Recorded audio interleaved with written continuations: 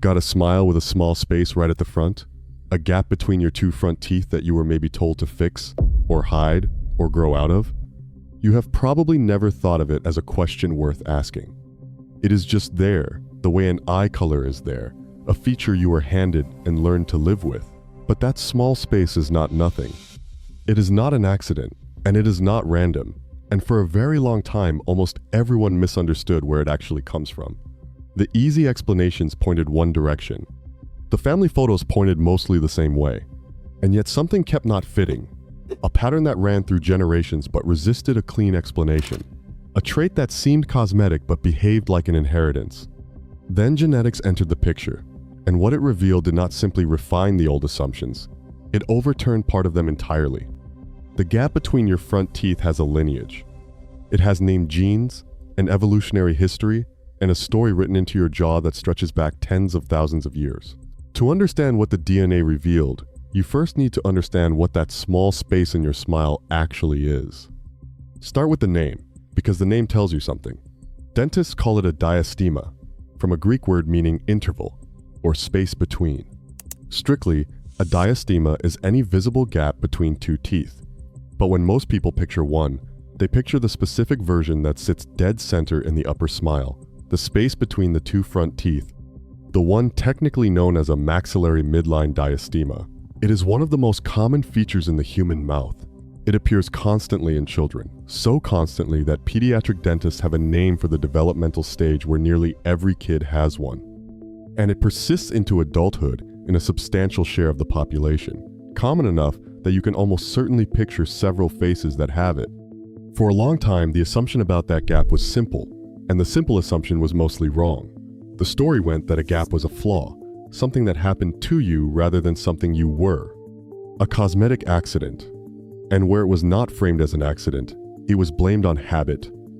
Thumb sucking, prolonged pacifier use, a childhood tongue that pushed against the teeth.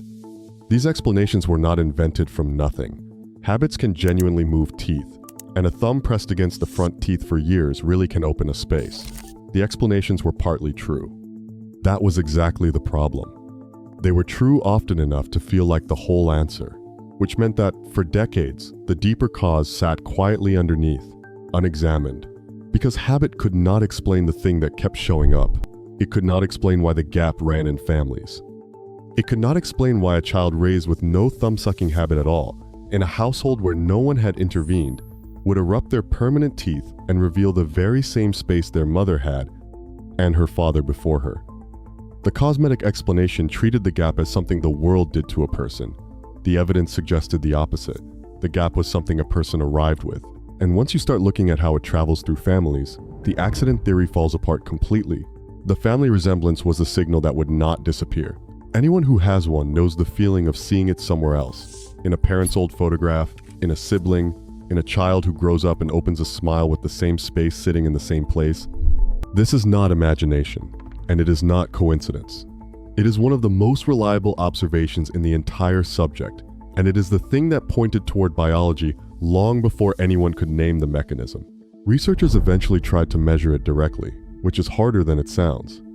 To separate inheritance from environment, you need families, and you need to compare how closely relatives resemble each other against how closely you would expect them to if the trait were simply random.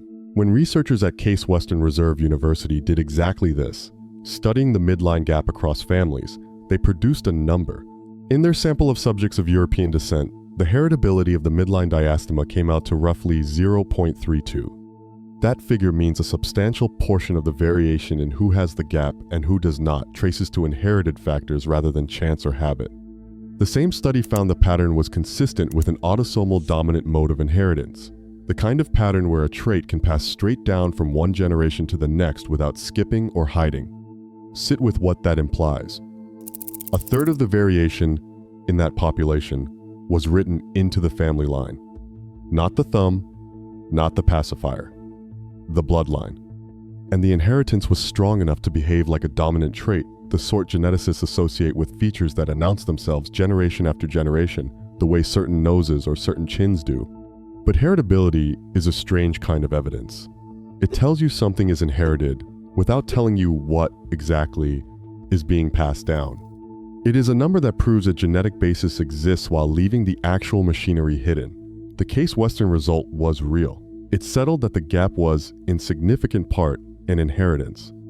What it could not do was explain the inheritance, name the thing traveling through those families, or say what physical feature the genes were actually building. Pottery shapes and family trees are powerful. They are not the same as knowing the mechanism. And the mechanism, it turned out, was hiding in plain sight, in the simple arithmetic of how a mouth is assembled. The mechanism, when it finally came into focus, was almost disappointingly simple. Not a single gene for gaps, not a defect, just arithmetic. A mouth is an assembly of two independent measurements, and a gap is what happens when those two measurements do not match. The first measurement is the jaw, specifically the size of the dental arch, the curved ridge of bone that the teeth are set into. The second is the teeth themselves, their width as they erupt and line up along that arch. For a smile to close cleanly, with every tooth touching its neighbor, those two measurements have to be in proportion. The teeth have to be wide enough, collectively, to fill the bone they are planted in. When the arithmetic balances, the teeth meet. When it does not, you get one of two outcomes. If the teeth are too big for the jaw, they crowd, overlap, and twist for room. If the teeth are too small for the jaw, the opposite happens. There is more bone than there are teeth to fill it, and the leftover space has to go somewhere. It opens up between the teeth as a gap. Here is the part that matters. Both of those measurements are independently heritable. Jaw size runs in families, tooth size runs in families, and critically, they are inherited separately from potentially different sides of your ancestry. This is the quiet truth the accident theory missed entirely.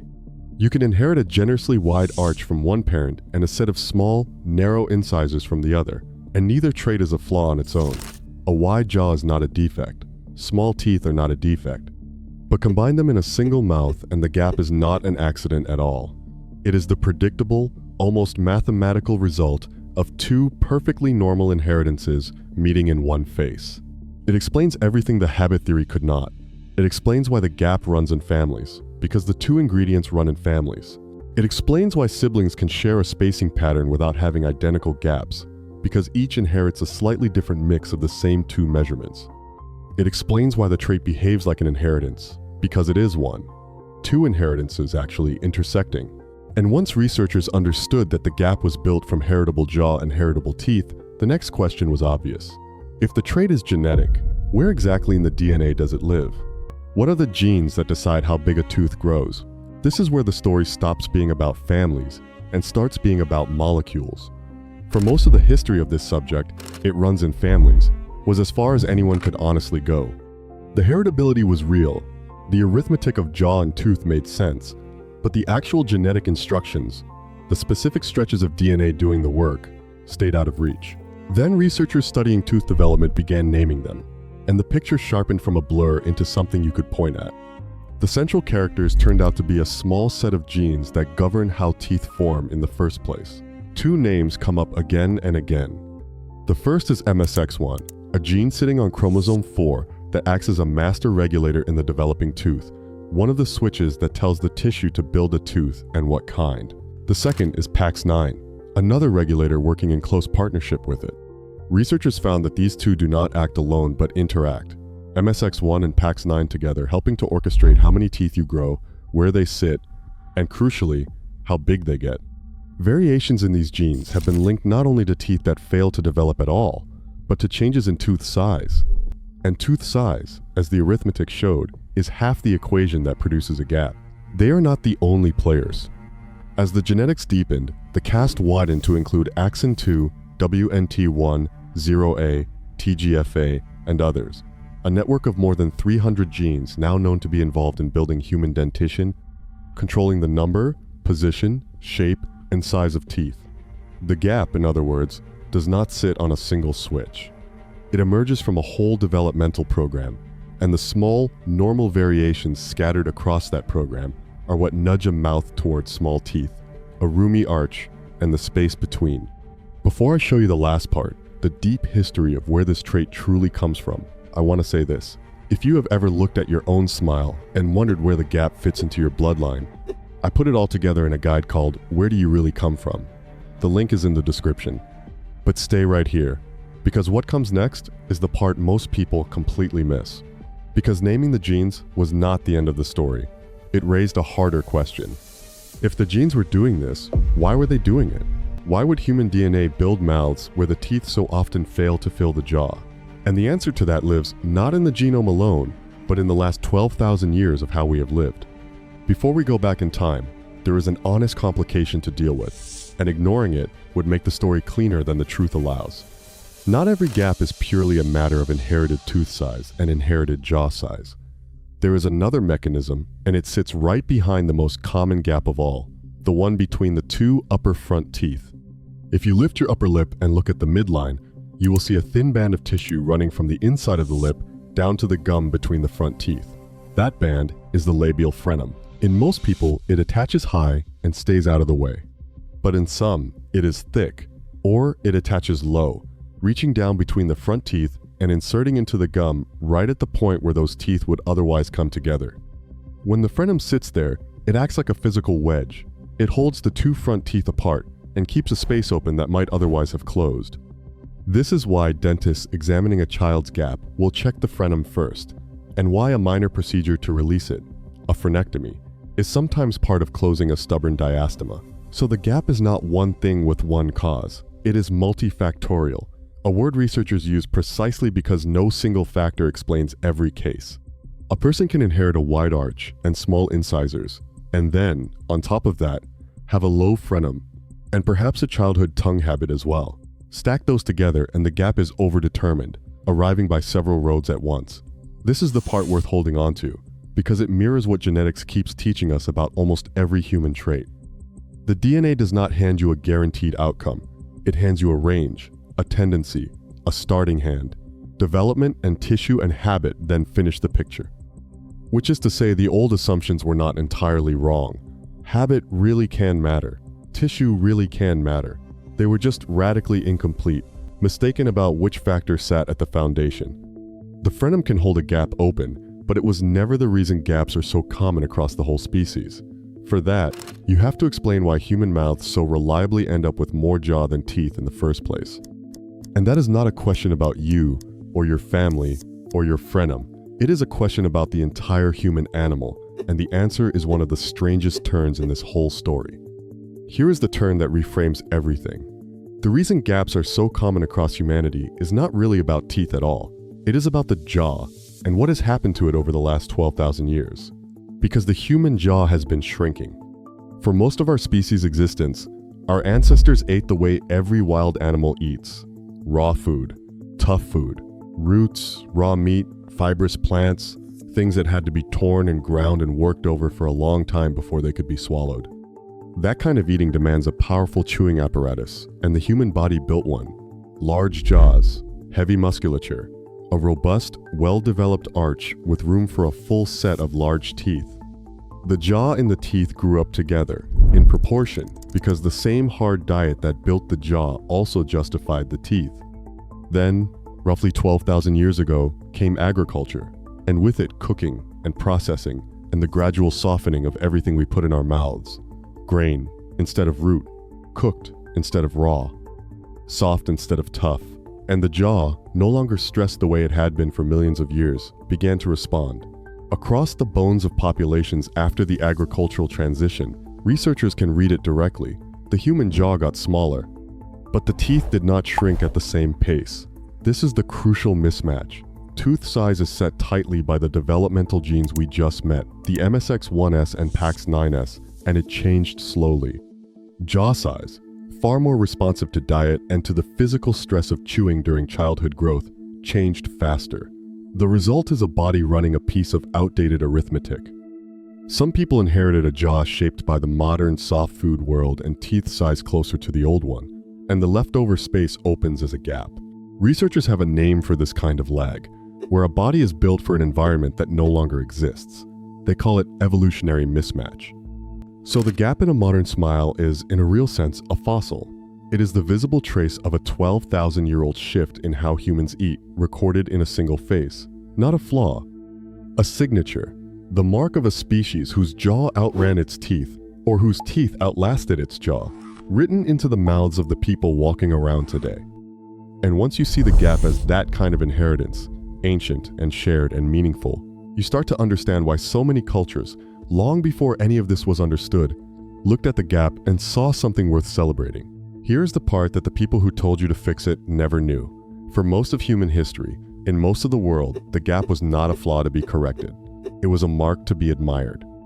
And the cultures that admired it were, without knowing the genetics, responding to something real, a trait that was ancient, inherited, and anything but accidental. Travel to West Africa and the gap is not a problem. It is a prize. Among the Yoruba of Nigeria, the gap has its own affectionate name, and it is read as a sign of beauty and of fortune, especially celebrated in women, so prized that some people seek out procedures to create or widen one they were not born with. Read that again. In a part of the world where the trait is loved, people go to a dentist not to close the gap but to open one. The same feature that one culture sends a child to an orthodontist to erase, another culture treats as something to acquire on purpose. It is not only West Africa. In ancient Egypt, the gap between the front teeth was associated with beauty and good luck. In parts of medieval European folklore, the gap was read as a sign too, sometimes tied to a restless, traveling, adventurous nature. The interpretations varied, but the through line is striking. Across continents and centuries, people kept looking at the same small space and reaching for words like beauty, luck, fortune, boldness, where the modern Western orthodontic ideal of a flawless, uniform, gapless smile saw a defect. Older and broader human traditions saw a feature, a signature, a thing that made a face distinct and a person memorable. And here is what is quietly remarkable about that. Those cultures had no access to heritability studies. They had never heard of MSX1 or PAX9. They knew nothing about shrinking jaws or evolutionary mismatch or the arithmetic of arch and tooth. And yet they intuited the thing the science would later confirm, that the gap was not damage, not an accident, not something gone wrong, but a natural and inherited part of the human face, traveling down bloodlines, worth keeping. The modern impulse to fix it was the historical exception, not the rule. For most of the human story, the gap was simply one of the ways a face could be beautiful. So the next time you catch your reflection and see that small space at the front of your smile, understand what you are actually looking at. You are not looking at a flaw, or an accident, or a habit you should have grown out of. You are looking at the visible end of a very long chain. That gap is the meeting point of two separate inheritances, a jaw from one branch of your family and teeth from another, arriving in a single face and not quite matching, exactly as the arithmetic predicts. It is the surface expression of genes with names, MSX1, PAX9, and the wider network that quietly decided how big your teeth would grow. It is the trace of a 12,000-year-old change in how human beings eat, a jaw that shrank faster than the teeth inside it, recorded in your mouth like a fossil in stone. And it is the same feature that the Yoruba called beautiful, that ancient Egypt called lucky, that people across the world have sought out rather than erased. The science did not just explain the gap, it dignified it. It traced the small space back through your parents, through tens of thousands of years of human jaws, into deep evolutionary time. And it found, at every step, not a defect, but an inheritance. The gap was never something that happened to you. It is something you carry, ancient and specific, and entirely your own. The history of the human face is written in small features like this one, and in the most literal sense, that history is still inside you, right there in your smile.